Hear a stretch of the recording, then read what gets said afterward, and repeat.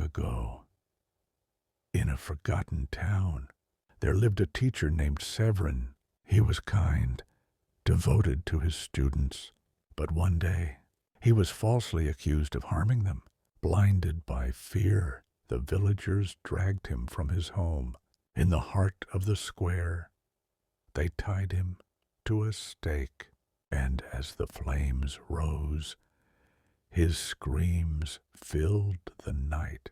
But before death claimed him, Sevrin did something no one could imagine. With trembling hands, he pulled out a black leather diary. He dipped his fingers into his own blood and wrote his final curse. My words will never die. My blood will right the justice you denied me. Every name written in this diary shall bleed.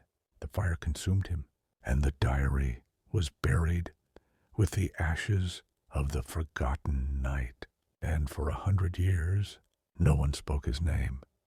One stormy evening, a century later, a college student named Elara climbed into the attic of her family's old house. There, hidden in the dust and cobwebs, she found it, the diary, its black leather cracked, its brass lock rusted, and yet, when her fingers touched it, the lock snapped open. On the first page, words glowed in fresh red ink. To the one who opens me, you are now my hand. That night, Elara dreamed. She dreamed of a man with burned skin, hollow eyes, and a smile of broken teeth, whispering names she had never heard before.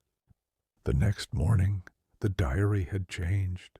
A new page appeared. A name written in crimson.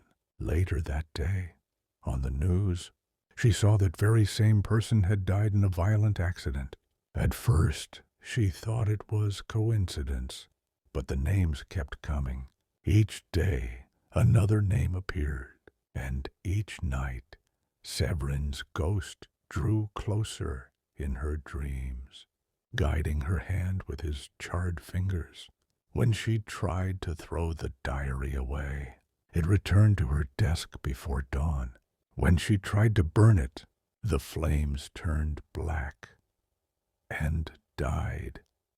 Then the curse deepened. One night, Elara woke in terror. Her hand was moving on its own, gripping a pen, scrawling another name across the glowing pages. Her handwriting, but not her choice. The next day, that person was found dead, their body marked with deep slashes, letters carved into their skin.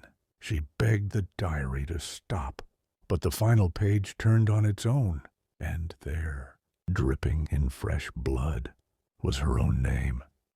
Elara looked up. In the mirror across her room, Sevrin stood behind her, charred, smiling with burned teeth. The diary snapped shut, and when her family entered the room the next morning, Elara was gone.